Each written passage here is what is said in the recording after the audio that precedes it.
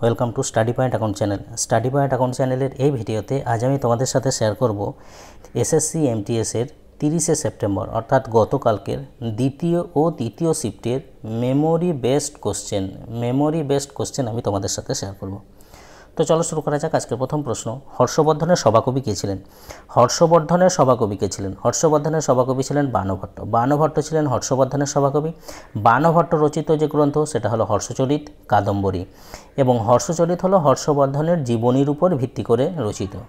এছাড়া সমুদ্রগুপ্তের সভাকবি ছিলেন হরিসেন। পৃথ্বীরাজ চৌহানের সভাকবি ছিলেন চানবরদৈ। কনৌজের রাজা যশোবর্ধনের সভাকবি ছিলেন Bhavabhuti. Next, wings of fire এটি কার অটোবায়োগ্রাফি? এটা হলো এপিজে আব্দুল কালামের অটোবায়োগ্রাফি হলো উইংস অফ ফায়ার। এছাড়া APJ Abdul Kalam missile man of India নামে পরিচিত। তিনি ছিলেন ভারতের 11তম রাষ্ট্রপতি, এবং তার যে সময়কাল অর্থাৎ রাষ্ট্রপতি কোন সময়ে তিনি রাষ্ট্রপতি ছিলেন সেটা হলো 2002 থেকে 2007 সাল পর্যন্ত তিনি ভারতের রাষ্ট্রপতি ছিলেন। তিনি ছিলেন ভারতের প্রথম রাষ্ট্রপতি যিনি সিয়াচেন হিমবাহ পরিদর্শন করেছিলেন। এছাড়া তিনি হলেন ভারতের প্রথম রাষ্ট্রপতি যিনি বিধানসভা নির্বাচনে ভোট দেন। এছাড়া তিনি ভারতরত্ন পুরস্কার পেয়েছেন 1997 সালে তিনি ভারতরত্ন পুরস্কার পান। কার সভাপতিত্বে নেহেরু রিপোর্ট 1928 প্রস্তুত করা হয়েছিল? এটা করা হয়েছিল মতিলাল নেহেরু নেতৃত্বে, এবং যে কমিটি গঠন করা হয়েছিল সে কমিটির চেয়ারম্যান ছিলেন মতিলাল নেহেরু এবং সচিব ছিলেন জওহরলাল নেহেরু। অলিম্পিকে ব্যক্তিগত পদক কোন খেলায় প্রথম জেতা হয়েছিল? ভারত প্রথম যে ব্যক্তিগত পদক সেটা কোন খেলায় জিতেছিল? এটা জিতেছিল কুস্তি, কারণ প্রথম যে ব্যক্তিগত পদক ভারতের হয়ে এসেছিল কেডি যাদবের হাত ধরে। কেডি যাদব 1952 সালের হেলসিঙ্কি অলিম্পিকে তিনি ব্রোঞ্জ পদক জিতেছিলেন, এবং তিনি কোন খেলার সাথে সম্পর্কিত ছিলেন? কুস্তি খেলার সাথে সম্পর্কিত ছিলেন। এছাড়া অলিম্পিকে ব্যক্তিগত প্রথম ভারতীয় যদি বলা হয় স্বর্ণপদক কে জিতেছিলেন?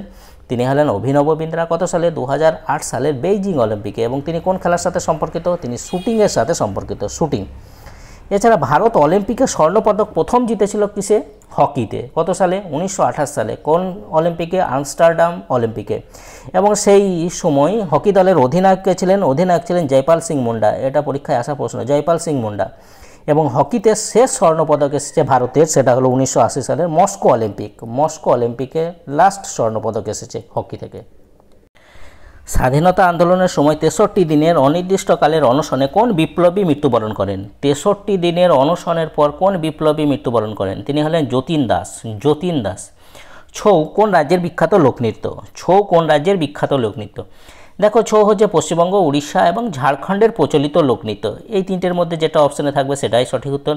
এছাড়া পশ্চিমবঙ্গের যে ছৌ সেটা হলো পুরুলিয়ার ছৌ, ঝাড়খণ্ডের হলো সরাইকল্লায় ছৌ, এবং উড়িষ্যার হলো ময়ূরভঞ্জ ছৌ। এবং ময়ূরভঞ্জ ছৌ কিন্তু মুখোশ ব্যবহার করা হয় না। অন্য দুটো ছৌ নাচে কিন্তু মুখোশ ব্যবহার করা হয়, কিন্তু ময়ূরভঞ্জ, যেটা উড়িষ্যার ময়ূরভঞ্জ ছৌ, সেটাতে কিন্তু মুখোশ ব্যবহার করা হয় না। এছাড়া ছৌকে 2010 সালে ছৌ নৃত্য ইউনেস্কোর মানবতার অস্পষ্ট সাংস্কৃতিক ঐতিহ্যের তালিকায় অন্তর্ভুক্ত হয়েছিল। কোন অনুচ্ছেদে বলা হয়েছে যে স্পিকার বা ডেপুটি স্পিকার যার বিরুদ্ধে প্রস্তাব মুলতবি হয়েছে তার সভাপতিত্ব করা উচিত নয় যখন তার পদ থেকে অপসারণের প্রস্তাব রাজ্য বিধানসভায় বিচারাধীন থাকে? এটা বলা হয়েছে অনুচ্ছেদ 181। অনুচ্ছেদ 181তে এটা বলা হয়েছে। রাগ দীপক ভারতীয় শাস্ত্রীয় সঙ্গীতের একটি প্রধান রাগ যেটা জড়িত, সেটা কিসের সাথে জড়িত? রাগ দীপক এটা কিসের সাথে জড়িত? এটা হলো রাত ও ঘনিষ্ঠতার সাথে জড়িত, অর্থাৎ নাইট অ্যান্ড ইন্টিমেসির সাথে জড়িত। বলবনের দ্বারা কোন দলটিকে ধ্বংস করা হয়েছিল? বলবন কোনটিকে ধ্বংস করেছিলেন? সেটা হলো 40 চক্রকে ধ্বংস করেছিলেন বলবন। নেক্সট, বাথুকাম্মা উৎসব প্রধানত কোন রাজ্যে পালিত হয়? দেখো, বাথুকাম্মা তেলেঙ্গানা এবং অন্ধ্রপ্রদেশ এই দুটি রাজ্যে পালিত হয়। অপশন যেটা থাকবে সেটাই সঠিক উত্তর। ভারতের সংবিধান কোন প্রকৃতির? ভারতের যে সংবিধান সেটা কোন প্রকৃতির?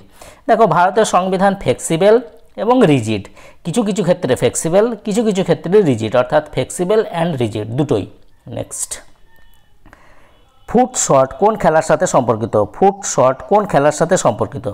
ফুটশট ফুটবল খেলার সাথে সম্পর্কিত, ফুটবল খেলার সাথে সম্পর্কিত। ভারতের কোন অংশে পাটকাই বুম অবস্থিত? পাটকাই বুম যে পাহাড় সেটা ভারতের কোন অংশে অবস্থিত? দেখো পাটকাই বুম পাহাড় বা পাটকাই পাহাড় ভারতের উত্তর পূর্বে অবস্থিত, যেটা পূর্বাঞ্চল পাহাড়ের অংশ, যেটা পূর্বাঞ্চল পাহাড়ের অংশ। জিডিপি অর্থাৎ গ্রস ডোমেস্টিক প্রোডাক্ট থেকে ডিপ্রিসিয়েশন বাদ দিলে কি পাওয়া যায়? জিডিপি থেকে ডিপ্রিসিয়েশন বাদ দিলে কি পাওয়া যায়? এটা পাওয়া যায় এনডিপি অর্থাৎ net domestic product, NDP net domestic product.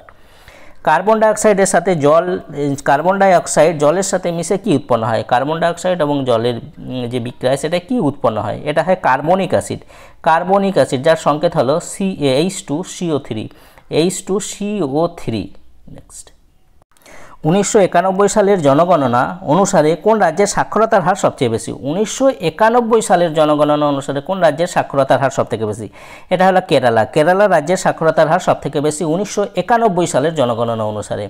কে 2023 সালের সেপ্টেম্বরে এনফোর্সমেন্ট ডিরেক্টরের অ্যাক্টিং ডিরেক্টর হিসেবে নিযুক্ত হন? কে 2023 সালের সেপ্টেম্বরে এনফোর্সমেন্ট ডিরেক্টরের অর্থাৎ ইডির অ্যাক্টিং ডিরেক্টর হিসাবে নিযুক্ত হন? তিনি হলেন রাহুল নবীন, রাহুল নবীন নিযুক্ত হন। মৌলিক কর্তব্য ভারতের সংবিধানের কোন অনুচ্ছেদে রয়েছে? মৌলিক কর্তব্য ভারতীয় সংবিধানের কোন অনুচ্ছেদে রয়েছে? এটা হচ্ছে 51 আর্টিকেল বা অনুচ্ছেদে। এখান থেকে থার্ড শিফটের মেমোরি বেসড কোশ্চেন এখান থেকে শুরু হচ্ছে। কোন রাসায়নিক সংকেত মানে কার রাসায়নিক সংকেত H2SO4? কার রাসায়নিক সংকেত H2SO4? এটা হলো সালফিউরিক অ্যাসিড, সালফিউরিক অ্যাসিডের রাসায়নিক সংকেত হলো H2SO4। বিহেদিয়ান খালাম কোন রাজ্যের ঐতিহ্যবাহী নৃত্য উৎসব? বিহেদিয়ান খালাম কোন রাজ্যের ঐতিহ্যবাহী নৃত্য উৎসব? এটা হলো মেঘালয়, মেঘালয়ের একটা ঐতিহ্যবাহী নৃত্য উৎসব। ভারতের সংবিধানের কোন অনুচ্ছেদে বলা হয়েছে যে প্রধানমন্ত্রী প্রধান হিসাবে একটা মন্ত্রী পরিষদ থাকবে? কোন অনুচ্ছেদে বলা হয়েছে একটা মন্ত্রী পরিষদ থাকবে যার প্রধান হবেন প্রধানমন্ত্রী? এটা বলা হয়েছে 74 নম্বর ক্লজে, 74 নম্বর অনুচ্ছেদের 1 নম্বর ক্লজে। নেক্সট, গণেশ রথ মন্দির ভারতের কোন রাজ্যে অবস্থিত? গণেশ রথ মন্দির ভারতের কোন রাজ্যে অবস্থিত? এটা অবস্থিত তামিলনাড়ু, তামিলনাড়ুতে অবস্থিত গণেশ রথ মন্দির। যদি বলা হয় তামিলনাড়ুর কোন শহরে, সেক্ষেত্রে হবে মহাবলীপুরম শহর, মহাবলীপুরম তামিলনাড়ুর মহাবলীপুরম শহরে অবস্থিত। জ্যোতিবা ফুলে কোন রাজ্যের সাথে সম্পর্কিত? জ্যোতিবা ফুলে কোন রাজ্যের সাথে সম্পর্কিত?